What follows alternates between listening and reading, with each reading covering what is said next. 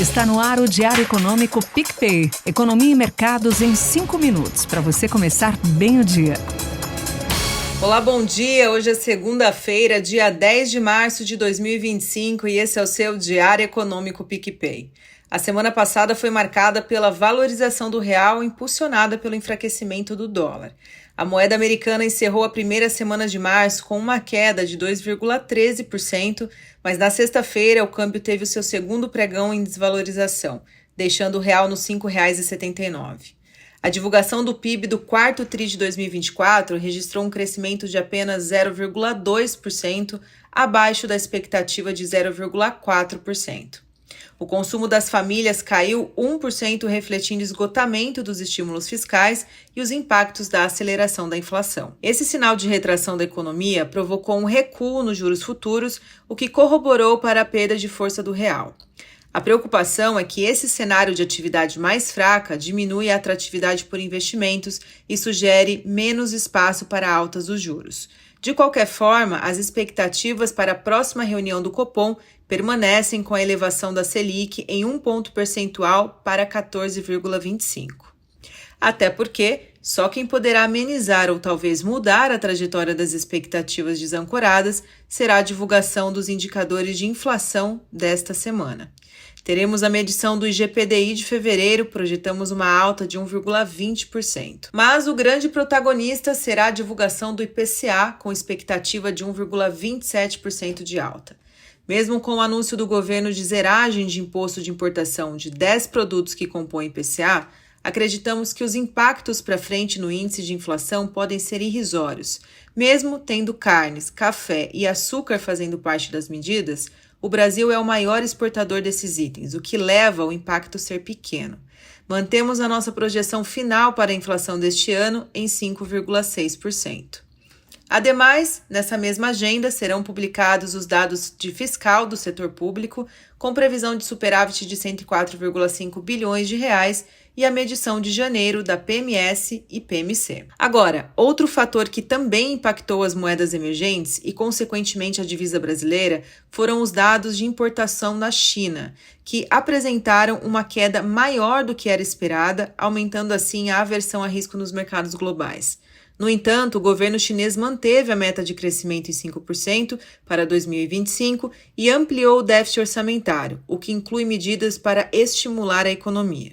Após o setor de commodities encerrar a semana com perdas significativas, com destaque para o petróleo, que recuou após a OPEP+ anunciar um aumento nas cotas de produção a partir de abril, a Bolsa Brasileira fechou em alta expressiva na semana.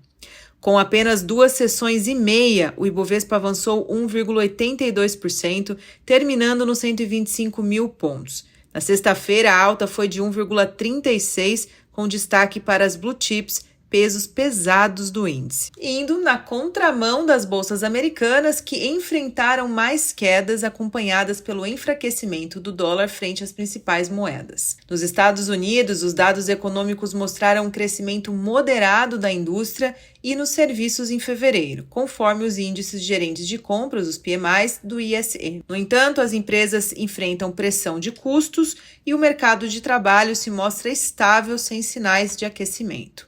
A incerteza provocada pela política comercial do governo Trump continua a impactar negativamente esse ambiente econômico. O presidente anunciou uma tarifa de 25% sobre importações do México e Canadá, mas adiou a implementação, o que gera dúvidas nas decisões de investimentos das empresas.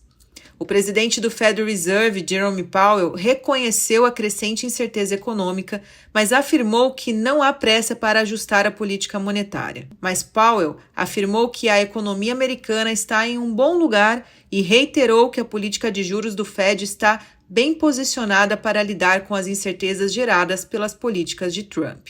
O mercado continua a prever uma redução de 0,75 pontos percentuais na taxa de juros ao longo desse ano, com estabilidade esperada para março. Até porque o payroll, dado de emprego queridinho do mercado, veio mais fraco do que a mediana esperava e com uma ligeira elevação na taxa de desemprego, com a criação de 151 mil novas vagas contra a projeção de 161 mil.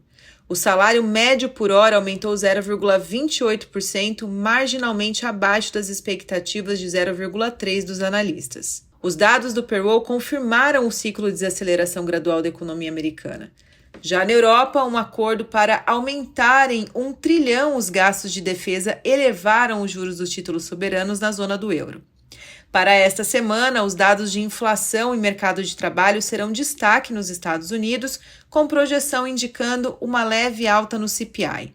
E a pesquisa JOLTS mostrando estabilidade nas vagas abertas, os riscos permanecem inclinados para o lado negativo da atividade americana, uma vez que os trabalhadores passaram a perceber menor oportunidade, o que obviamente nos leva a acompanhar com mais atenção os dados de confiança. E no dia 14 será divulgada a primeira prévia do Índice de Sentimento do Consumidor de março e esperamos novamente um recuo. Semana de indicadores importantes e que podem mudar muita projeção por aí. Com aquela sorte de sempre, bom dia e bons negócios!